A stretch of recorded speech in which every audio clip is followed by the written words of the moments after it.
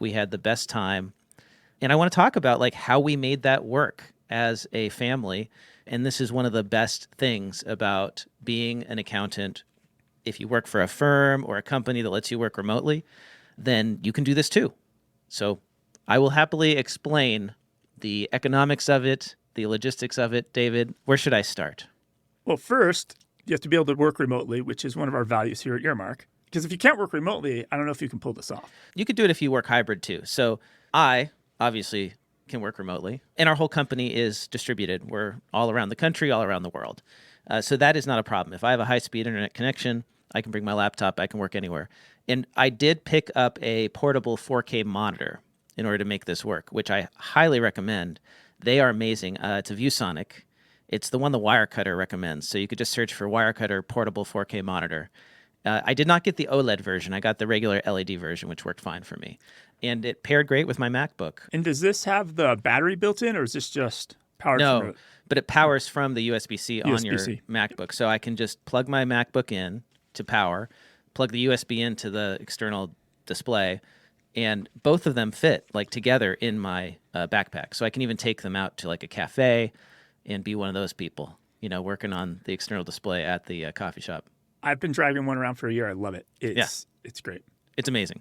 So my wife is not fully remote. She is working for a hybrid company. So she has to go into the office 2 to 3 times a week. So we found a place that we could stay where she was about 30, 40 minutes from an office, so that if she needed to go in, she could do it. And that worked great. It turned out actually that she didn't have to go in at all to the office, but we had the backup just in case. That's how we were able to both work remotely. Where do we stay? Well, it's a whole month. So instead of staying at a resort, which would be exorbitantly expensive, we rented an Airbnb for a month. And we looked for an Airbnb that was in a community that required month-long rentals. You get a better deal that way.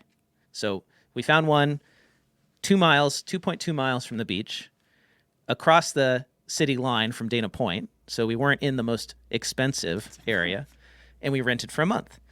And that might seem like a lot of money if you go search on Airbnb and you look for these rentals. They are. But we moved from LA to Arizona 4 years ago. And our housing cost cut in half when we did that. Now, we also bought at the right time before the prices skyrocketed due to, COVID inflation and all that sort of thing, and people moving from California to Arizona. So we got a good deal. But honestly, I think if you moved today, you'd probably still see a similar savings. If you're renting in LA and you're renting in Arizona, it's a big difference, right?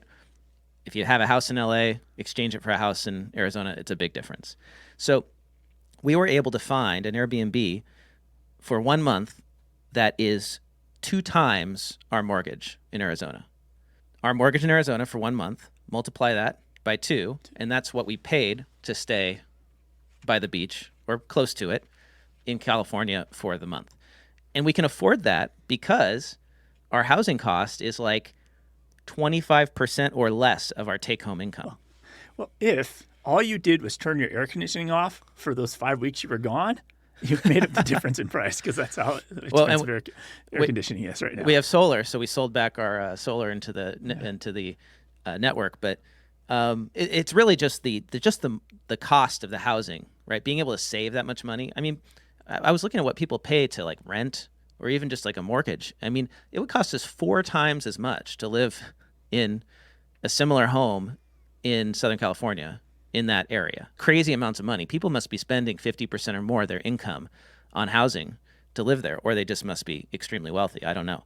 But anyway, that's how we made it work financially, right? Is by living in a low-cost area, we can take this month-long vacation. And it's something we've always wanted to do. And it was great because we both were able to keep working.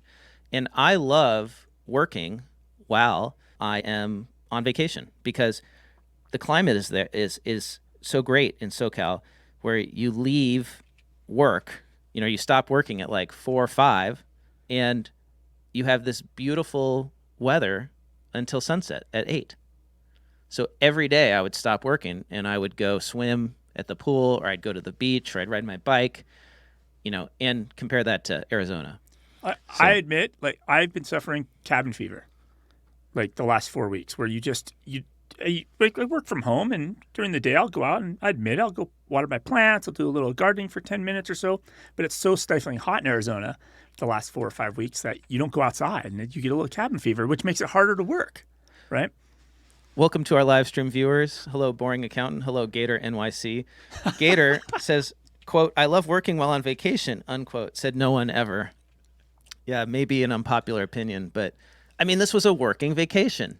And I love what I do for a living. So for me, it was fine. And the great thing about the climate in July in SoCal is that it's foggy every morning. So you don't want to go out, right? It makes it easy to work. And then the sun comes out in the afternoon and it's glorious. So it's like very motivating to get your work done quickly, which is how I work. I like to work in sprints.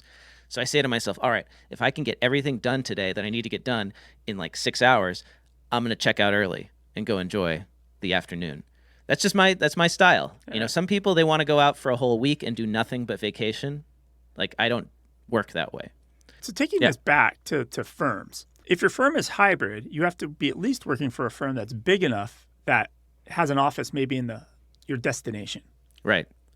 So office in Irvine, you can get there if you need to, hybrid-wise, from the beach. But this is why working remotely is so great and why people are willing to take pay cuts for it and why I'm happy.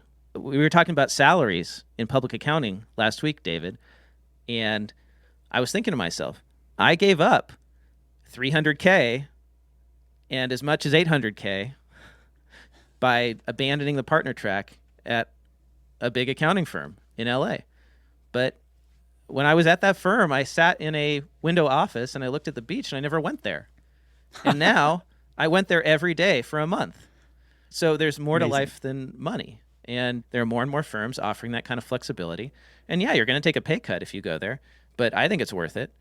It depends on your situation, right? Like my wife and I both work, we're both professionals. So together we can bring in that non-equity partner salary. And we have one kid. We don't have 6 spawn running around, eating all of our food and costing us private school tuition and all that stuff. Now, how did you solve with a kid? You're not at your typical home. I think your boy's too old for daycare, but how did you solve him? It's a vacation for him, right? Oh, yeah. Well, we put him in camp, and he had the summer that I've always dreamed of. My dad was an entrepreneur when I was a kid, and he was starting a business, and my parents were very frugal, so we didn't get to do I did some really cool summer camps, but they were very few, right? I went to space camp one week, in Houston. That was amazing. But the memories are a little bit, I went to music camps, right? But, not when I was Thomas's age. My son is 9. And he got to go to the Ocean Institute in Dana Point for a whole week, where they have a tall ship, a replica privateer from the 1700s, like the kind of ships that were sailing around during the American Revolution, attacking British ships. He got to go out and sail on it. And the kids got to help man the ship, They got to crew it. What an experience, right? And we could do that for him because we have this ability to work remote. And we save money living here in Arizona so we can go take some trips. The food is incredible there. Anyway, if you are stuck in an office and you're looking for a change in your life, I really think this is the future. This is so much better. I mean, think about it. Your boss probably gets to go do this sort of thing, right? But do you want to sit around and wait until you're 55 to be able to do this? I don't want to. So, and there's probably a way to spin this from your recruiting efforts. Instead of just saying, hey, we let people work remote or hybrid, we actually encourage you to go someplace else for 4 weeks. Maybe you can figure out how to make this a benefit where you cover a little bit of the Airbnb cost or something to your employees to encourage them to do this. So it's not a sabbatical, but they're getting away, which refreshes them. Oh, yeah. I am so excited to come back and work hard, in the month of August, because I'm going to, because there's not, that much to do in Arizona in August other than stay inside and work, right? It's our summer, or it's our winter for everyone else. Logic Bomb in the live stream says, I have worked remote since 2017 in audit/GRC. While I do miss having a separate space sometimes, the pros do not outweigh the cons. Yeah. So that's what I did on my summer vacation.